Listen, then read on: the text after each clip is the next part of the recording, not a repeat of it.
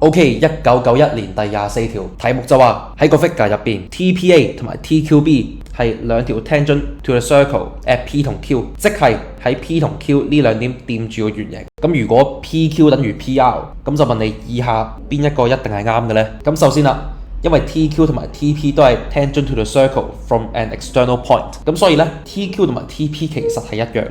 然後啦，我哋當 APR 係 x， 咁因為 angle is in alternate segment 啦，咁所以呢 x 就等於呢一隻角，咁所以呢隻角都等於 x 啦。咁然後因為 PQ 等於 PR， 咁所以呢呢兩隻 base angle 都係一樣，都係 x。咁我哋就可以見到呢 APR 等於 QRP 等於 x， 然後啦，我哋當 QTP 係 y， 咁因為 angles in alternate segment 啦，咁所以呢一隻角等於呢一隻角等於 x， 然後因為 TP 等於 TQ， 咁所以呢呢一隻角都等於 x， 跟住啦，一隻三角形入邊嘅三隻角係兩隻 x 加一隻 y， 咁所以呢呢個三角形都係啦，兩隻 x 加一隻 y， 咁所以呢 QPR 等於 y， 咁我哋就可以見到 QTP 等於 QPR 等於 y， 最後啦 QPR 等於 y。APR 等於 x， 咁所以我哋就知道呢兩隻角呢唔一定係一樣嘅，咁所以呢答案就係 D 啦。